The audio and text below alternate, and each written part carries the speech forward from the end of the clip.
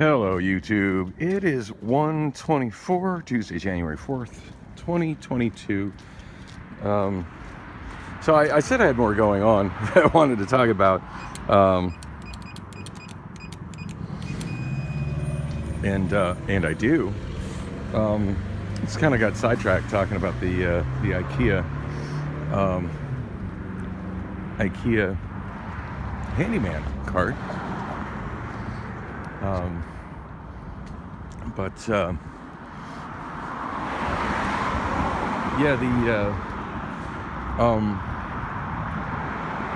Sorry, I just totally lost my train of thought.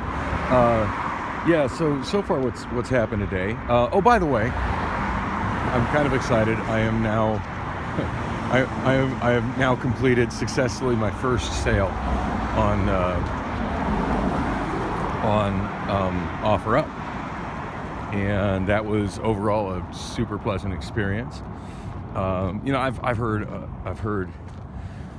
I've talked to the people that I've purchased from. I've done several purchases on OfferUp, and I've had some interesting conversations with the people that I purchased from, as well as other friends of mine that sell stuff online, with their experiences about OfferUp, and I've just heard the whole gamut, as far as, oh, it's great, to, oh, this is terrible.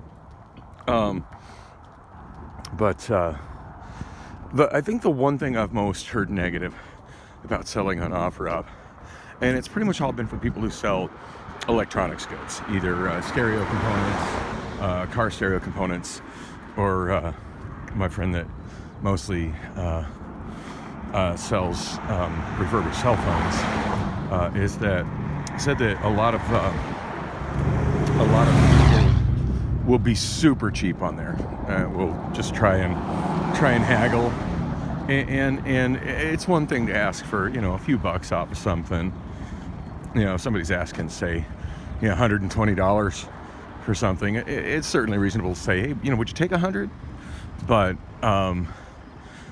yeah, I've had more than a couple people tell me that they've had issues with people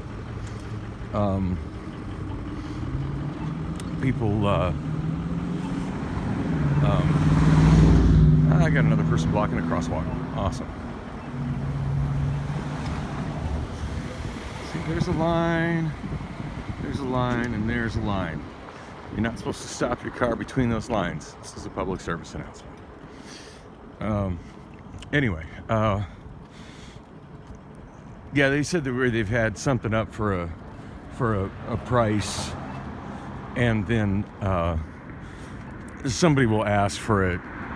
Say they got something up for like $130, and somebody will be like, "Oh, I'll give you $20 for it," or worse yet, say they're interested in it, and then go down and meet you, and you take the time to meet them, wherever you're meeting them, and then they're just like, "Well, I got $30," and yeah, I haven't had that experience yet. I expect if I continue to sell on there, it's gonna probably happen to me. But this is pleasant. So the listing I have, pretty simple. As I mentioned, I'm just trying to get rid of a bunch of those boxes that are taking up too much space in my storage.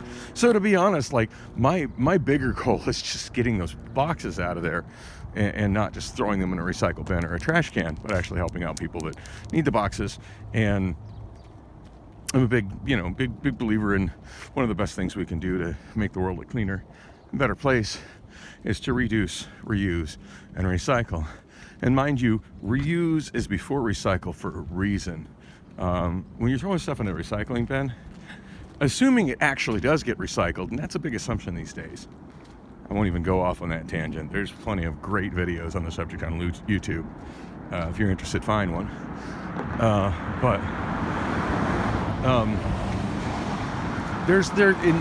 When you take something to a recycle bin, the way it is recycled requires a lot of energy. Whereas to simply reuse something, it just takes a little effort. Well, it's a matter of getting that item to somebody who still needs it. So,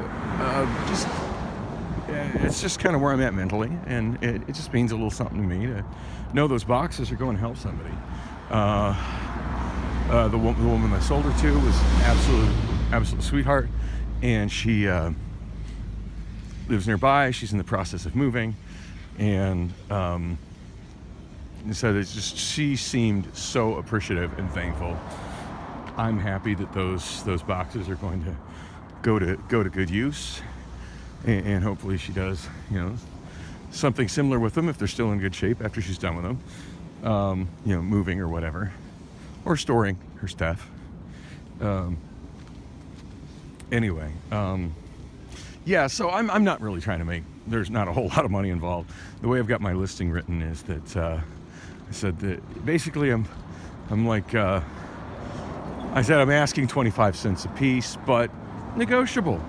Let's make a deal. and at first, like I pulled some actual U-Haul boxes. As I mentioned, the idea for this came from going to U-Haul and seeing how much they charge for boxes, like that haven't even been used.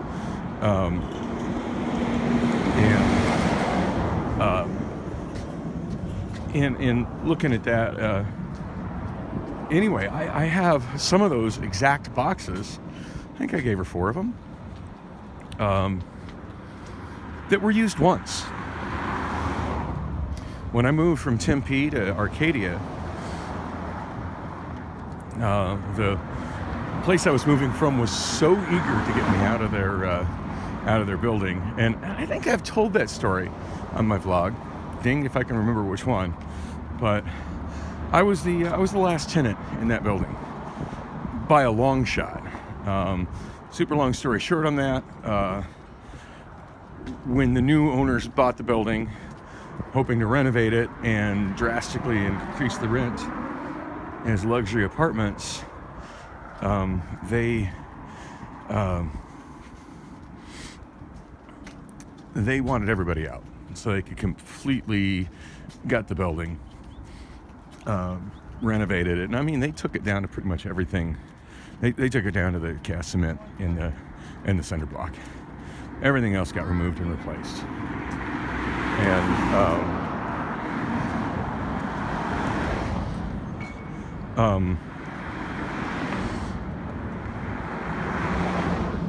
And of course, to do that, you kind of need the building to be empty.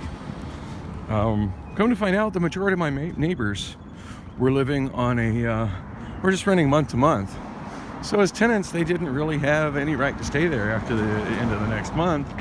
The new landlord had no obligation to renew their lease and was free to increase their rent at the end of any given month. I think you have to give a 30-day notice, but I mean, still, like, yeah, that's not a lot of notice on your rent is going up. And those places rented, I want to say they were like $760 a month or maybe $780 a month, something like that. And they raised them to $100 or to $1,200 a month.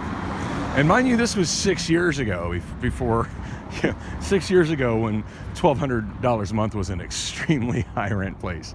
Now $1,200 a month for 2 bedrooms, or for 1 bedroom in Tempe is actually a pretty damn good deal. But it was pretty extreme back then.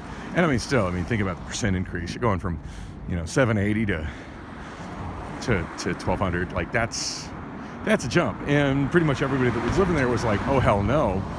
And they just moved out in droves. Everybody moved out quick when they realized that they didn't really have any, what can they do? They got the proper legal written notice that, hey, as of this date, once this date your rent is going up.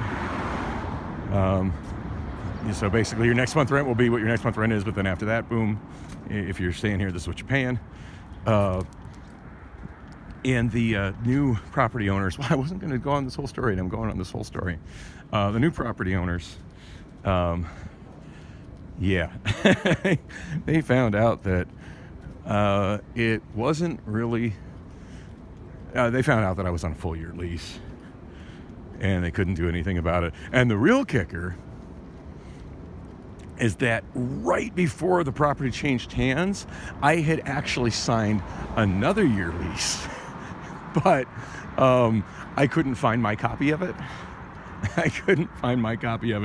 And they, of course, we don't have any record of that. Yeah, of course you don't have any record of that. which was fine. You know, I was ready to move out of that place anyway. It had a whole lot of issues, and it was really great when I moved there. It was a perfect location and kind of perfect everything. But I was certainly ready for something better. And come to think of it, they were 2-bedroom places. I don't know why I said 1 bedroom. They were all 2-bedroom places there. So yeah, $1,200 is a great price for a 2-bedroom in Tempe now. But it was astronomical then. And anyway, they kept trying to come up with things to motivate. Hey, we'll give you this, we'll give you that, and blah blah blah, to motivate me to move out. And I knew eventually I had to move out. It's not that I didn't want to move out, but I had a lease that locked my rent in, and I was not going to do like almost all my neighbors did, of just frantically trying to find a place and moving in the first place they could find, and then being frustrated with the place. I was determined to find a place that I liked. At this time, I had just recently got primary custody of Lily, so certainly one of my concerns was being closer to her mother's place and closer to the school that she went to. Also, at that point, karaoke. I mean, at this point, karaoke had been my prime source of income for quite some time. I was working, I think, 3 nights a week at Castaways and 2 nights a week at Gilligan's. So I also wanted to be closer to Castaways, closer to Old Town Scottsdale. And so of course, Arcadia was perfect. But yeah, it took a while to find something that was affordable in that area, because that's always kind of been a high rent area. And also I needed to find something. I was on rental assistance then, so I needed to find something qualified for the rental program and that was willing to take the rental program. So yeah, kind of a tall order, but being locked on a lease gave me the opportunity to do it. And what does this have to do with boxes, you may be wondering? I have to focus, even wonder that myself. Wait a minute, was I talking about boxes? Boxes? Yes, I was talking about boxes. What they ended up doing to try to sweeten the deal, because they realized I had a lot of stuff. And that one of the main reasons I didn't want to move was because, I have a lot of stuff, and I can't just be out of here in 3 weeks, 4 weeks, because it'd take me more than that just to pack up all my stuff. And what they tried to get me to move earlier, and I did. I think I moved out like 2 months early. It wasn't a whole lot earlier. And honestly, I think they probably spent more on my moving expenses than what my next couple of months rent would have been. I really don't know. I didn't pay for that. I didn't see what that transaction cost. But for them, it wasn't even about that money. It was about I was holding them off on their renovations. They could not finish that building with me there, and I stayed there for months.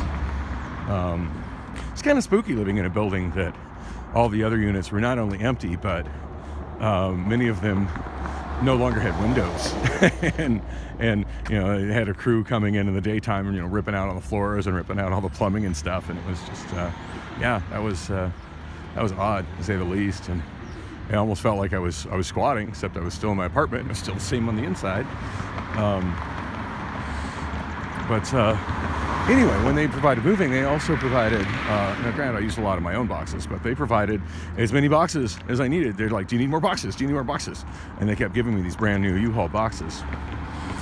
Anyway, the gal that just bought boxes from me on OfferUp, she just received 4 of them and was very happy about it. And I showed her, they're like labeled. I said, I own a lot of records. That's what these were used for. But they were just used once, taped them up, moved my stuff. They've been here folded up since. So she's ecstatic. I don't even know how many boxes I gave her. She's like, well, how much do you want? She's like, well, I got $5. I'm like, how many boxes you want? How many we stick in your car? So I don't even know what she paid per box. I wasn't even concerned about per box. I just hit a point where she's like, that's great. And she seemed happy with the amount that I gave her. I'd have kept giving her more. very, very, very excited about it, and it's like once I get paid, I get these all filled up because I got more stuff to box up. I'll be back. You're a godsend. So great experience that was. So that leads to the question: why am I walking northbound on 40th Street? I did think about staying over at my storage and working on stuff, and then heading from my storage to my interview with Pinsky, which is at 3:30 p.m. Around the intersection of 32nd Street and Washington, which is an annoying intersection to me, just because that's where a major light rail and major street and major bus route, well, not major bus route, but a bus route, major street hits Washington Street, where the light rail line is, but there is no light rail station there, because the space between Tempe and downtown Phoenix, because that's fairly hood. The powers that be at the city of Phoenix have made a very minimal amount of light rail stops there to try to not have stations in bad part of towns. But the reality is that people who live in bad part of towns need public transportation even more than, well, anybody else, to be honest. People who live in nice part of towns usually have cars. But yeah, there's not a light rail station there. I mean, you think, oh yeah, so, like my first thought was the 32nd Washington, well, that's right on the light rail line, and then, oh yeah, that's a major intersection that for some reason there's no light rail station. I'm thinking using the bus, probably my most practical route to get there. Actually, two routes come to mind. Either take the 44 to southbound from Oak Street to Washington Street, and then at Washington Street, and this actually, the more I think about it, this is by far my best route. At Washington Street, instead of getting on the light rail, because it won't stop at 32nd. I mean, granted, I could get off at 38th and walk over 3/4 of a mile. It won't kill me to walk that far. But to get me closer, and it'd probably end up being quicker, actually catch the bus. Oh, God. Sorry, just thought about what bus stop I would be getting on at, and that bus stop was like a nasty homeless shelter with a lot of drama 24/7. Oh, well, that's where I'd have to board the bus. Bus stop right in front of the, I think it's a Holiday Inn there. You think Holiday Inn would do a better job of keeping that riffraff from in front of their hotel, but they somehow don't.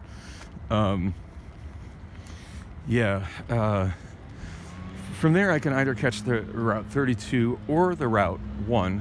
1 is the route that goes down Washington Street. 32 is the 32nd Street bus. Because of the fact there's no light rail station, it turns and goes down Washington.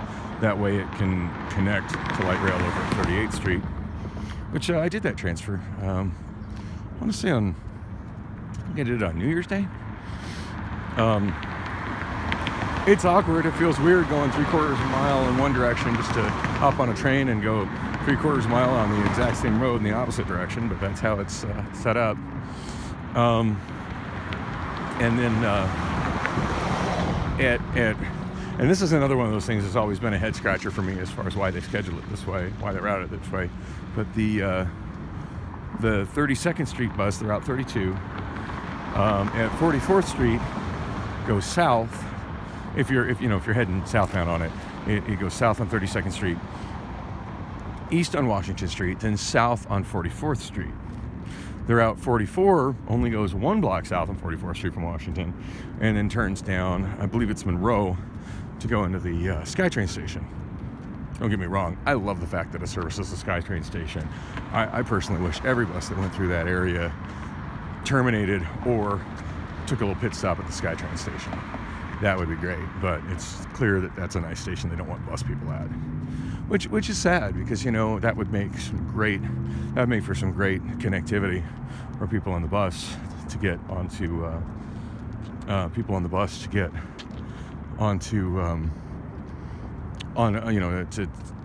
so when they're flying out of town to get on a plane, and people could fly into town to take a bus. But the reality is that, generally speaking, bus people don't fly, and people who fly don't like to ride buses. There's exceptions. I'm one of them. But anyway.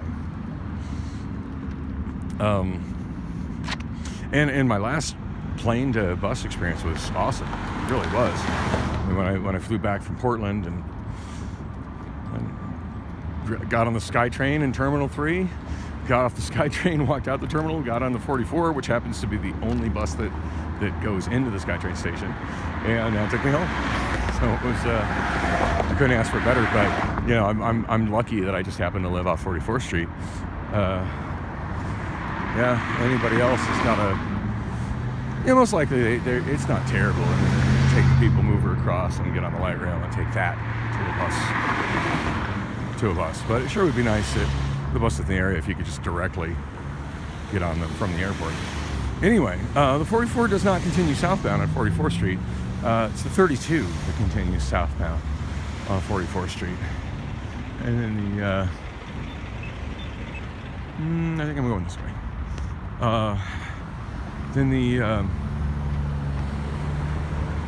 I'm walking home, by the way. And I'll explain why in a moment. So,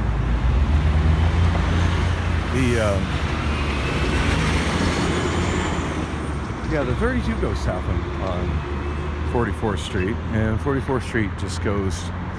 44th Street's kind of an odd street. It doesn't have. It has no pedestrian access south of Monroe, and it uses what used to be Arizona State Highway 153. I'm bad with numbers. I used to always get the 143 and the 153 confused, and hopefully I'm not doing that right now. But I think, and one of them doesn't exist anymore, but I think that was the 153. Initially, the plans for the 153 was for it to go south, coming out of the area where it skirts around the east end of the airport, and through that industrial area near where my mechanic shop is and near where the Yellow Cab headquarters are.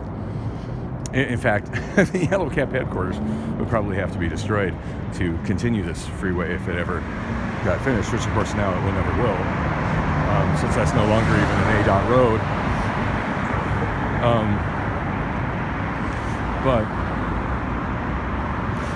It was supposed to kind of go south at an angle and then have an interchange with the I-10 where 40th Street currently has an interchange with the I-10. That's never going to be built. ADOT gave that roadway over to Phoenix.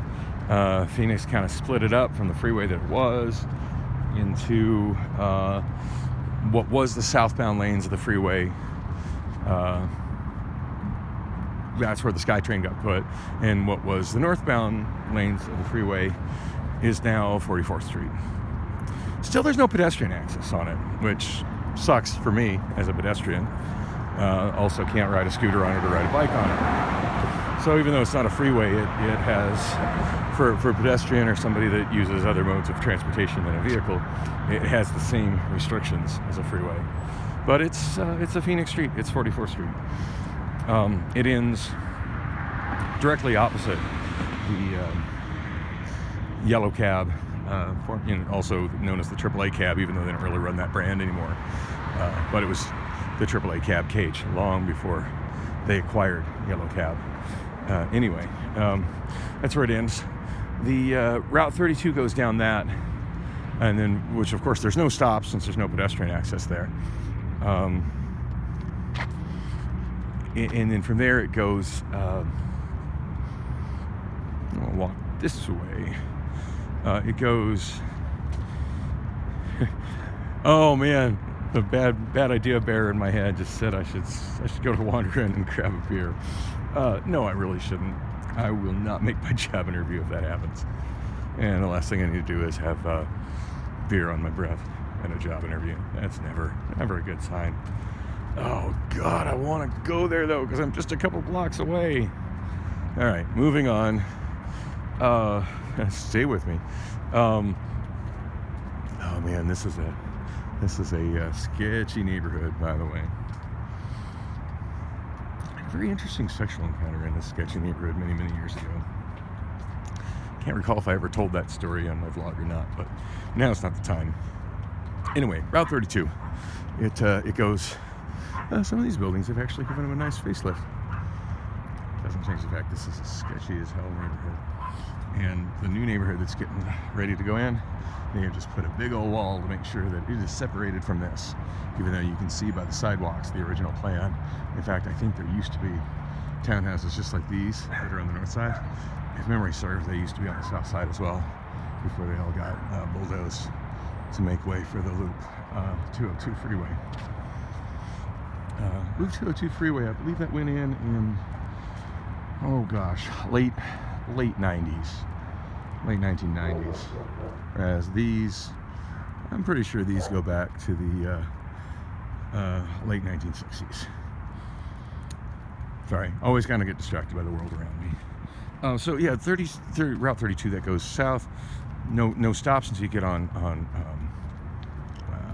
homeless encampment going on across the street. Shopping carts full of garbage and stuff. Anyway, it goes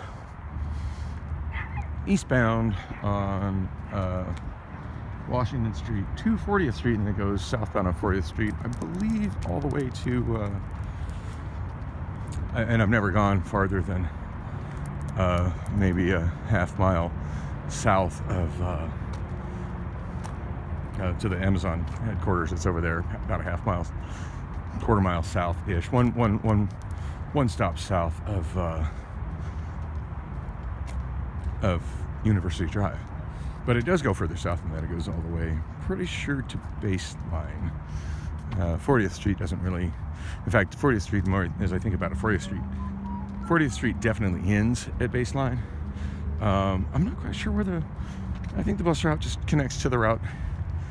I don't know the number of the Baseline bus. You know, generally speaking, I know almost all bus route numbers, but I do not know the number of the Baseline bus. But I know there is a bus on Baseline, and yeah, I think it just connects to it there and does a little loop in the neighborhood and comes back the other way. I think that's what it does. I don't know. It might go into South Mountain Community College. I'm not sure. I just don't really get south of my mechanic shop and that into town. Yeah, I got sidetracked. I was trying to remember how that all goes together. Anyway, I always thought it was odd that's the Route 32 that does that, and it didn't used to do that. That's just since my last stint of riding the bus. Certainly that's not how those routes in that area was handled when I rode the buses back, pretty regularly. I want to say about, probably about, I think the last time I rode buses regularly, to be honest, was probably about 13 years ago, 14 years ago, 15 years ago. It's been a while. Before I got my CRX. After my divorce, before the CRX. Anyway, that's a big old wall right there. Pretty sure there's a school on the other side of that wall, which you see is not connected to this sketchy neighborhood at all. And why am I walking through this sketchy neighborhood? Because in spite of it being sketchy, A, I'm not worried about walking in sketchy neighborhoods, and B, there's actually some nice hidden pedestrian infrastructure that connects to this nice wide sidewalk, which is pleasant to walk on. Anytime I can use some pedestrian infrastructure that has me not walking on busy streets, I'm rather walk through a sketchy neighborhood than alongside a busy street. I honestly do worry about cars just not paying attention and hopping on the sidewalk and plowing me over. That shit happens here a lot. I see a big old cat. Or is that a dog? It might be a dog. Anyway, here's the walkway. I dig this walkway.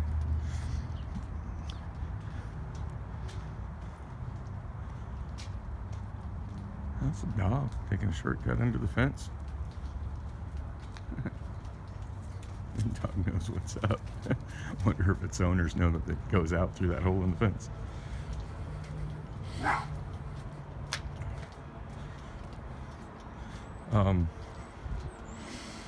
Anyway, random place for a kid to be chilling. Yeah, this will be a nice pathway if somebody took the effort to clean it up. I mean, it's still a functional pathway in spite of that.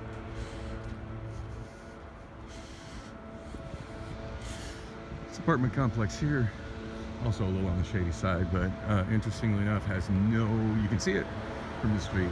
I'm pretty sure I'm in Bellevue, but you can't enter it. two entrances, fire entrance only, wall, gate with little spikes on the top of it. And they want to make sure everybody going in and out of that goes in and out on McDowell, which definitely takes away from the walkability of the neighborhood, and especially for the people that live in there. I mean, I would be angry if I lived in an apartment and every time I wanted to go to something on this street, I had to walk all the way to McDowell, which is about a quarter mile north of here, and then down to 44th Street or 41st Street, and then walk south and walk around that long block. Same thing with this apartment complex next to it, which is actually a high-end luxury apartment complex. I love the way gentrification works. Oh, I take that back. These guys actually, the wealthy complex does have an entrance. It's just gated with a code, and probably has no provisions for pedestrians, because that's how most of these complexes are. I could be wrong. I'll take a look at it as I walk by. Ooh. Nope, no provisions for pedestrians. Well, it looks like the gate takes its sweet time closing, so I got me a shortcut. Oh, no, I stand corrected. There is a pedestrian gate right there. Looks like it opens with a key. Yep, opens with a key. I always check those when I walk by. There's a surprisingly large amount that are never locked. I suppose technically I'm trespassing, but I'm not the kind to steal or do any harm. I'm just taking what should be an available to everybody walkable route home. Safe walkable route home. I definitely feel safer on this nice path than I do on the narrow sidewalk right against traffic whizzing by at 50 miles per hour on 44th Street. Oh, anyway, wow, 32 minutes. Yeah, I generally try not to have videos that are this long, but I feel it's a good idea to have a video that shows me just how long it takes to walk home from U-Stor. So I guess this is that video. So I was just saying, 32nd Street. Yeah, when I rode the bus 15 years ago, that's when that was the 153 freeway, and there was no bus that went down it. And so I guess it is better now. At least you got the Route 32. But I don't know, to me, it seems since that is now 44th Street, it would make more sense for the 44 to go down it. And for the 44 to be the bus that goes down 40th Street, south of University, especially considering that there is no 40th Street bus. I'm trying to think what street. There is a bus on 40th Street north of Shea. I'm trying to remember what it is. I want to say it's Route 16. I've never gone that way, but I do recall when I was on my way home from the Finish Line Bar and Grill, which I really need to follow up with him about doing karaoke there. Last time I went there, when I was looking at transit options to get home, that was one I considered, which I didn't use, but it was certainly an option I looked at. Like just about every other option, it missed my last connection to the last eastbound McDowell Road by like 5 minutes. Just didn't quite get there in time. Every single one I looked at, none of the buses going southbound, they all got they're just a little bit, like, just like within 5 minutes of too late to catch the next McDowell bus.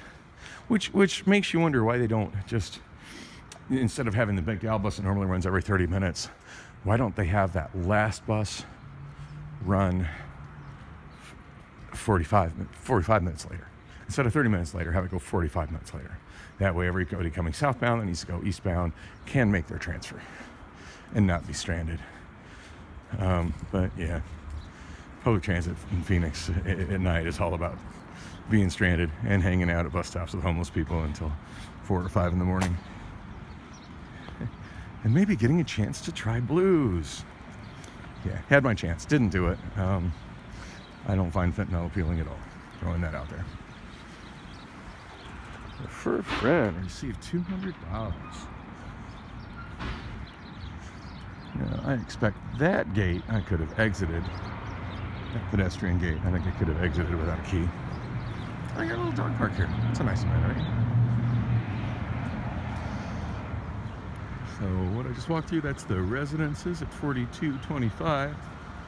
That's a catchy way to name it, and put the address in the name. This is, of course, 4225 East McDowell.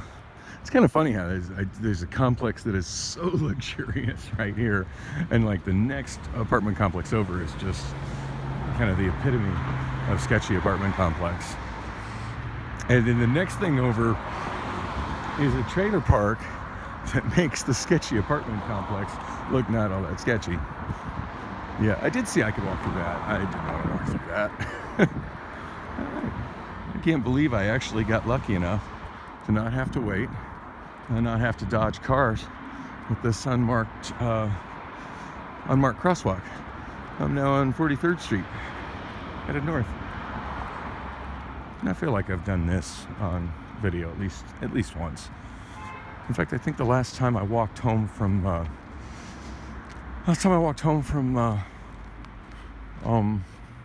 Wonder Inn. I think this is the route that I took. Very familiar with the street. This street will take me up to home. So I'm nearly home. 37 minutes, not too bad.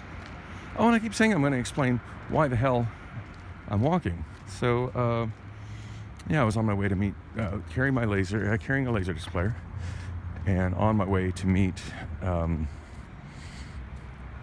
this house is being renovated nicely, or has been renovated nicely.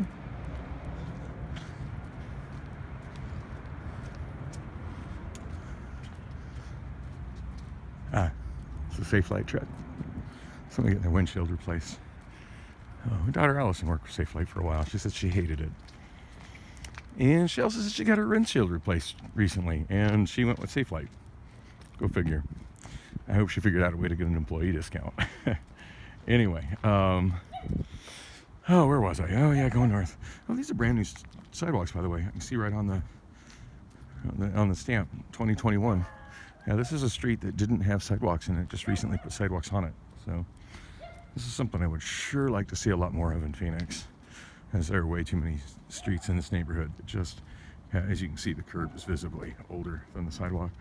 They have curbs and no sidewalk, so you have to walk in the street. And not like there's a lot of traffic in the street, but as a pedestrian, I really don't like walking in the street.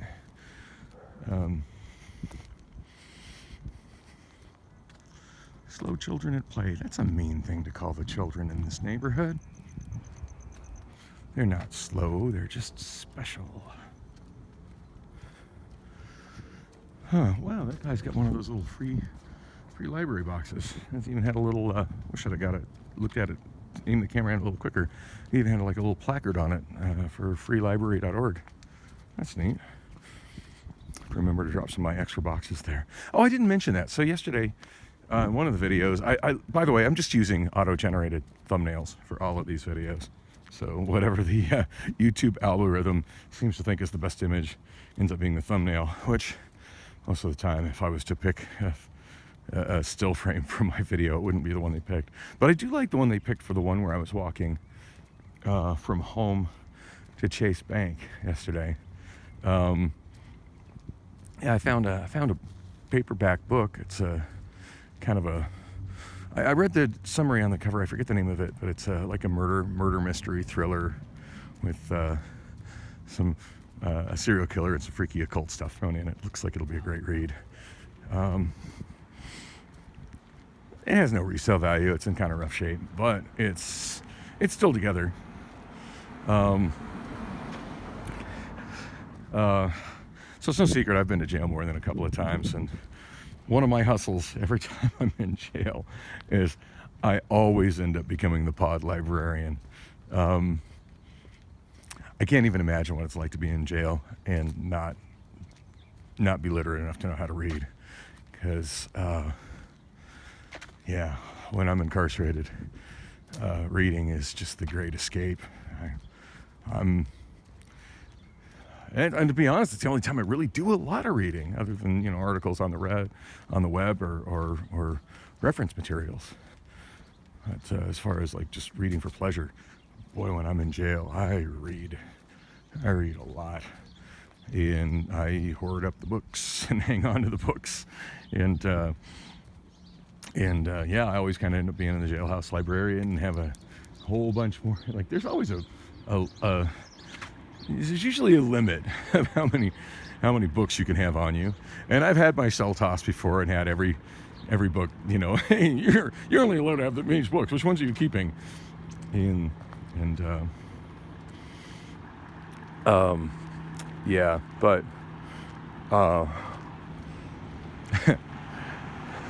anyway, that book just made me thinking of my days playing jailhouse librarian. But yeah, as somebody who sells books online occasionally, that's not a sellable book just by its very condition. It's just not in good enough condition to sell. But ooh, ouch. That's a big ouch right there. Damn. Keep your eyes on the road, people, if you're driving.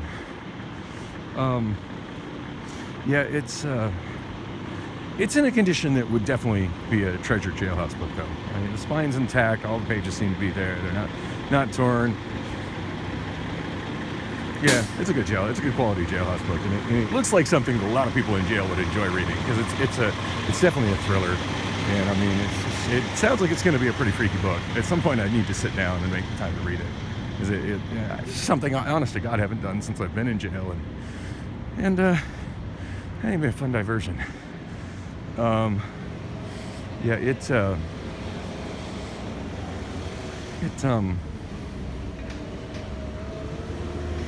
Anyway, I found that book, and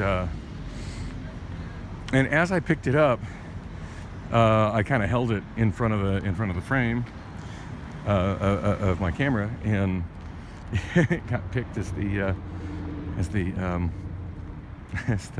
thumbnail for that video at times. Anyway, since I grabbed that book, I've been kind of thinking about those little box libraries and little box libraries in front of houses in residential neighborhoods. And that's the first one I've really noticed near home when I just walked by. So, note to self, there's one over there. I had a little meeting, not a proper session, but it's a little meeting with my therapist yesterday. I did actually schedule a proper session for next Monday, which is a good thing. Got to make a point to actually make it to it. My last one was supposed to be Wednesday of last week, and I was in a dark place last Wednesday, so I'm feeling a lot better right now, so that's a good thing. Dang, I'm at 44 minutes. Yeah, this is a hell of a walk. Almost home though.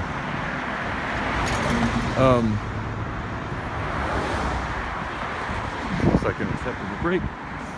Oh yeah, jaywalking. Real light jaywalking. Every time I stand on a median like this, I feel like I should be flying a sign asking for money. Lost my bus pass. Need cash.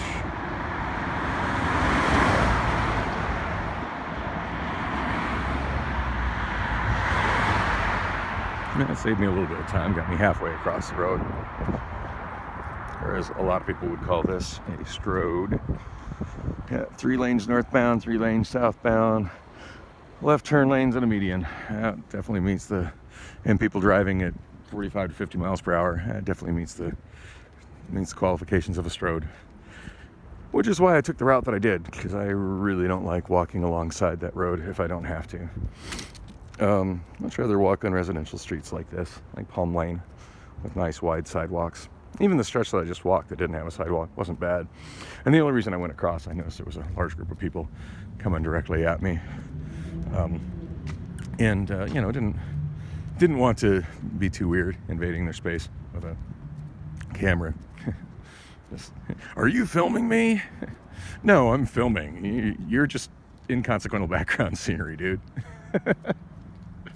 It's funny, some people get so weird about that, but like you watch any footage on TV or YouTube or whatever, there's always people in the background that are just there, It's like, I'm not filming you per se, you are there. Well, except for that lady on the bus when the driver called me out yesterday. Yes, I was filming her, and my plan wasn't to film her. I was just kind of holding the camera towards the door, waiting for the door to open so I could step off and just kind of have that be the beginning of the video. But then I peripheral vision, I could just see her so aggressively scratching her head. Yeah, I'm not honestly not that worried about catching COVID on the bus, but man, I worry about bed bugs. I worry about lice. And when I see somebody sitting on a bus just itching and scratching like that, that's the stuff that makes me worry. The mask thing, and that's just hygiene theater. COVID, if you're gonna get COVID, you're gonna get COVID, and just like any other kind of cold or flu, that just is what it is. But if you're that itchy and scratchy, take a bath. Take a really hot bath. Don't get on the bus and shed whatever bugs you got on the seat. Ugh, gross. So yeah, I did film her. That was at some point I'm gonna. When I learn how to do video editing, I'd like to make a nice documentary about what it's really like to use public transit in Phoenix, and that will probably be a scene that I keep. If there's one thing I definitely dislike about transit, it's being next to people that are potentially leaving behind lice or bed bugs. Quite a few people come in this direction, and I think I'll let them be. Yeah, that path that I'm on is it's a popular one for homeless people. So yeah, and they seem to be the ones most aggressive about not wanting to be on camera. Which is, it's fine. I'm kind of feel the same way about not wanting you in my neighborhood park. So we're even. All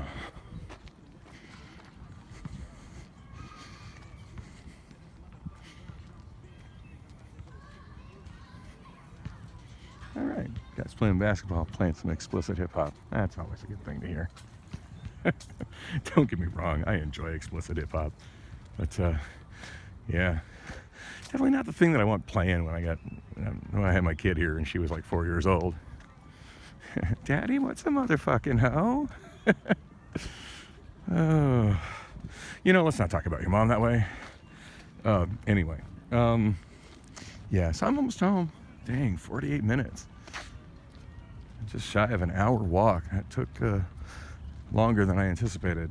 And I have yet to explain why the hell I'm walking. I got close to it and got sidetracked like maybe 3 times. So I walked to the bus stop at 44th Street. Already had the deal going down with the woman to unoffer up to sell her some boxes. And I'm trying to transport my Laserdisc player, which I tried to do yesterday at around 7 o'clock. Or I'm sorry, about 6 o'clock. And the Route 44 was like 3 minutes early. So I got to the bus stop on time and checked the tracking, and the bus, even though it should have been showing up in like a minute, was already down to McDowell. And I checked the timing, and the next one's not for another 30 minutes, and that would have got me to Van Buren at a point there would have been no way in hell I could have made it back in store in time. So that didn't happen. But Anyway, so yeah, that was kind of my mission to get that thing moved today. And then, you know, the message from the woman about boxes on offer up, like that was a bonus. And anyway, I carried already got the deal going down with her. She's planning on meeting me there, and I'm carrying my Laserdisc player, which is not heavy, but it's not light, and it's definitely bulky, and it's something that needs to be carried carefully or you'll damage it, the mechanics inside of it. I did not have a transit screw in it, and always use a transit screw when I ship those, but and someday I need to make a video explaining what the hell a Laserdisc transit screw is, or an electronics device transit screw is, because a lot of you eBayers don't seem to know, and that's why a lot of Laserdisc players that people buy on eBay arrive not working, even though the seller swears they were working. Yeah, they are delicate pieces of equipment. Don't take being banged around a bit. So of course, me carrying it, I'm trying to be super smooth and easy with it. And I get to 44th Street and realize that I do not have my bus pass on me. And I could have swore I felt in my shirt, and it was in my shirt pocket at the beginning of the day, but yeah, it didn't. So, yep, I'm walking back. Didn't want to spend all that money, all that whopping $5 that I made selling boxes. Didn't want to piss that all away on bus fare going back after already spending $2 to get halfway there. Yeah, the whole thing I explained before, I know I explained it at some point yesterday or the day before, about how $2 is either a one-way trip, like just as far as you're going on the bus that you get on, or it's a day pass reduced fare. And I fully expect that if I'd have asked for a reduced fare day pass, the guy would have asked me for ID showing eligibility, and yeah, that was a hassle I didn't even want to deal with, even the possibility of it. So gave him $2, rode down with the Laserdisc player, rode down to Van Buren, and just walked the rest of the way, which honestly wasn't a bad walk. It's a little over a mile. I mean, hell, this wasn't a bad walk. Kind of time consuming. I'm at like 52 minutes and almost home. Should wrap this up. Which means I probably got about an hour until I need to be at my job interview. So I'm reasonably sure I know where my bus pass is. I've been trying to clean my room quite a bit the last couple days, and since I've been feeling more optimistic and have a positive energy and a desire to actually work on my room as opposed to just lying in bed and escaping my environment. And the yeah, right as I was kind of picking up some trash around my desk, or things that's like, yeah, it looks like it's trash, and I grabbed what looked to be a really old and worn out bus pass, and I'm 100%, well, I'm like 90% sure that was actually my current valid bus pass. I glanced at it. The date looked expired. To be honest, most of the date was mostly rubbed off. And the more I think about it, yeah, that's how my current bus pass is. Because I have been using the shit out of it. My typical monthly bus passes, I use them about 4 or 5 times before they expire. Yeah, certainly getting the state's money's worth out of my bus passes these days. Anyway, I'm almost home. I'm gonna wrap this up. Thanks for coming with On the Walk. I can't imagine anybody actually watched this whole thing, but good to know how long it takes to walk home from U-Stor.